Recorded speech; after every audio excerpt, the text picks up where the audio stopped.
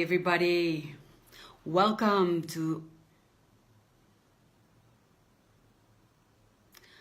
I'm sorry, something interrupted me. Hi everybody, welcome to yet another episode of HSP TV. Today is the 22nd episode and today's episode is about expectations and disappointment. If you've been a regular viewer of my HSP TV sessions, then you probably have noticed that I was not here for the past 3 weeks. And that was because I was every Thursday in a plane at the time that HSP TV was. So I was not able to do the HSP TV sessions, but I'm back now and I'm here with a new episode. So if you're joining me live today, I would really appreciate it if you could give your name and maybe the location where you're viewing from so that I can give you a shout out during the episode. And remember, if you have any questions during this episode or maybe questions that are not related to this topic, then please feel free to ask them to me either live in this broadcast or email them to me at info@tobeimbalance.com. So today's episode is about expectations and disappointments, because I've noticed that this is a major issue in the lives of a lot of sensitive people and empaths.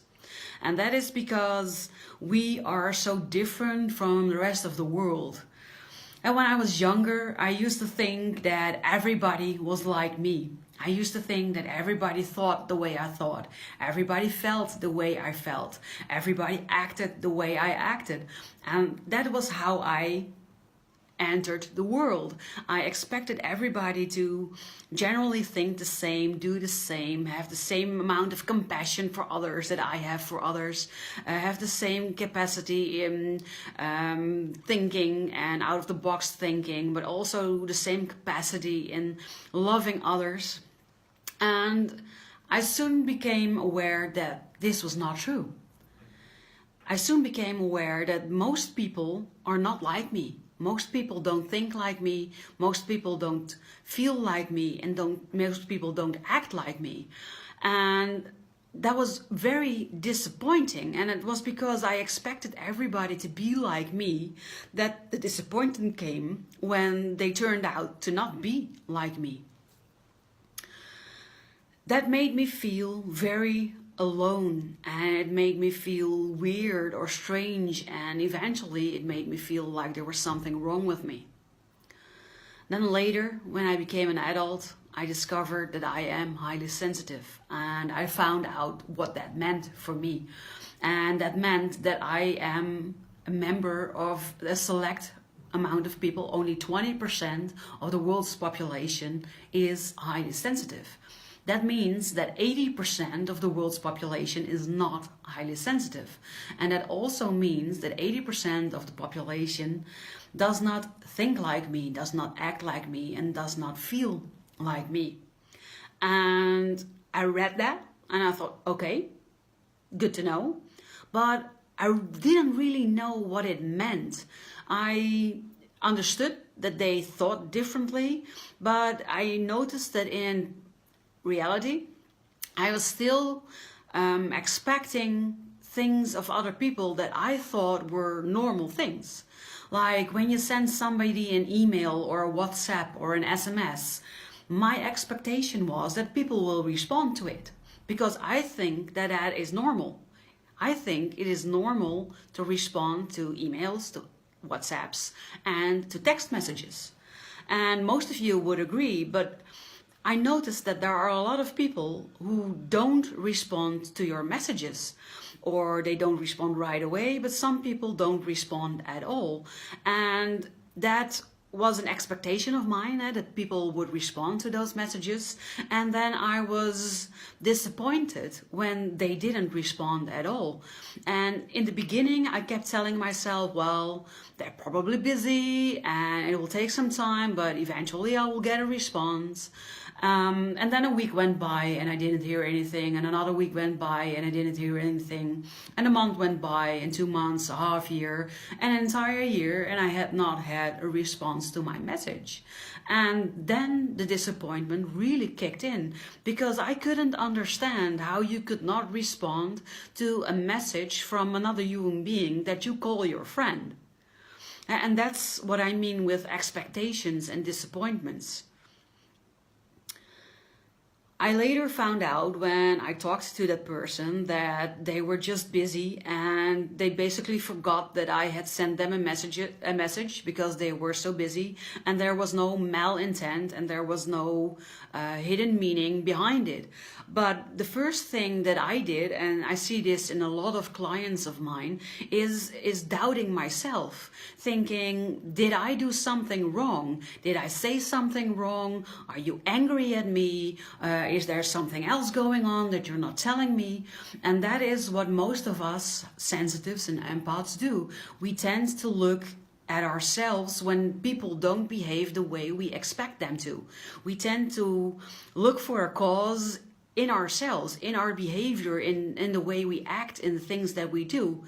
And this is a big pitfall for us, because most of the time it is not something we did, it's not something we said, it's not something that has anything to do with us, basically. And like with this friend, they read my message, they wanted to respond to it, they didn't have time at the moment to respond to it, and they thought, okay, I will respond to it later.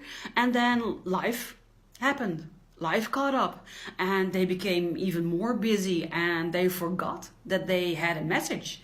And what I then think is, okay, but if you go to your messages when you receive a message from somebody else, then you will see the message that I sent, and then you can respond to it. For me, it's hard to understand how you could not respond to something for an entire year, not realize that you haven't heard from me in a while, not look back at a message and see that it was sent and think, oh yeah, that's right, I was supposed to react to it. But that's the difference between us sensitive people, us empaths, and the 80% of the rest of the world. And that means that 4 out of 5 people that you encounter, that you meet in your life, are not like you. They don't act like you, they don't feel like you, and they don't have the same standards as you. But if you keep expecting them to behave like you, or if you keep expecting people to behave or to act or to do in a way that you think is normal, then you will keep on getting disappointed. But I'm not saying to not have any expectations at all. It is good to have expectations. It is good to think of the world in a way that you feel is normal. Because I still think it's normal to respond to text messages or WhatsApps or emails. And that should always be the case. But when people don't respond, don't immediately start looking for the cause within yourself. Don't immediately think that you did something wrong, that you said something wrong, that people are mad at you. Just give them the benefit of the doubt, so you don't feel disappointed, and you can just send them another message and saying, hey, are you busy? I will really like to talk to you. And give them the chance to respond to it. And usually they will respond, oh yeah, I'm sorry. I totally wanted to respond to your message, but I forgot. And I'm glad you sent the second message, so now we are able to talk.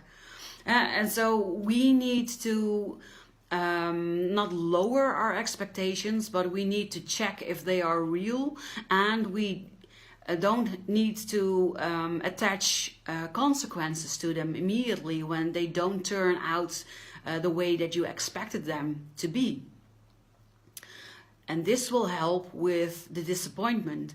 And of course, there will be times when you are disappointed, but that's also part of life, I think. I have the scars on my body from horse riding. That is my big hobby, and sometimes it goes wrong and then it leaves a scar.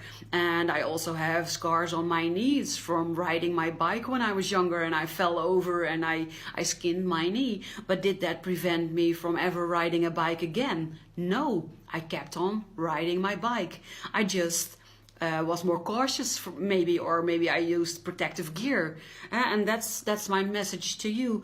Don't lower your expectations, but don't go into the consequences of your disappointments when people don't live up to your expectations.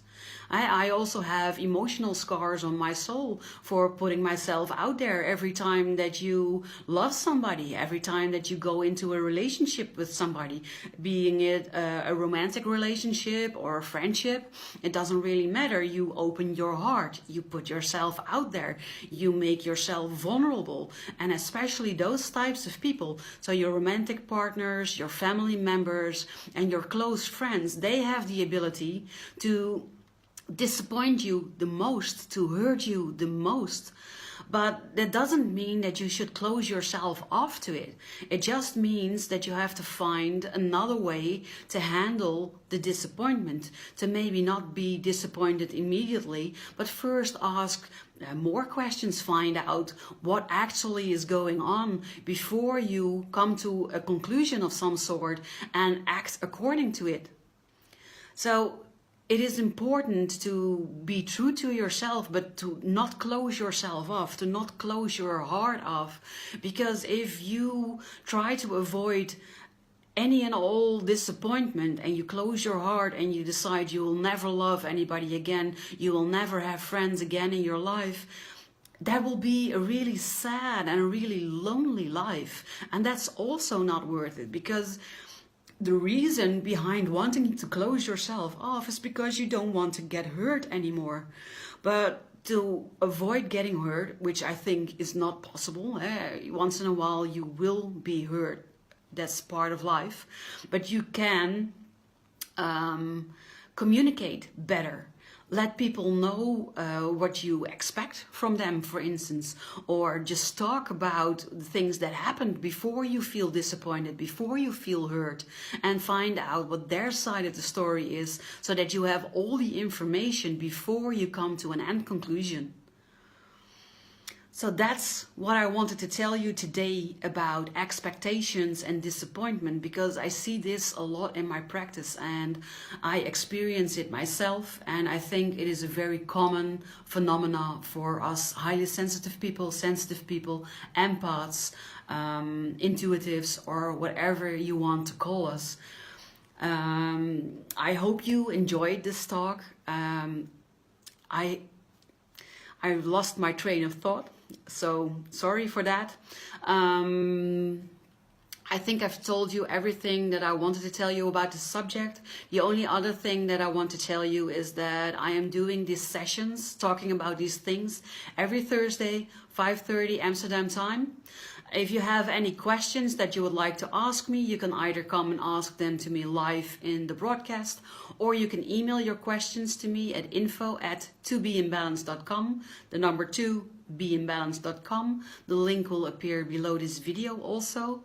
And I would love to answer all your questions in the next episode. And if there are no questions like today, then I will pick a topic to talk about that I see that a lot of us struggle with. And if there's a topic that you would like to know more about, that you would want more information about, please also email this to me, because no question is dumb and no topic is weird or strange. And if you struggle with it, then chances are that most other people like us, like you, like me, struggle with the same issue. And I create these videos so that people can learn from them and also get the feeling that they are not weird, they are not strange, there's nothing wrong with you. You are just a sensitive person or an empath, and things work slightly different for you. So the more you get to know about yourself, the happier you will feel in your skin, and the happier you will be in your life. So Any questions, any topics, they are more than welcome. I thank you for being here today live in my broadcast, and I hope to see you again next week, same time, same place. Thank you and bye.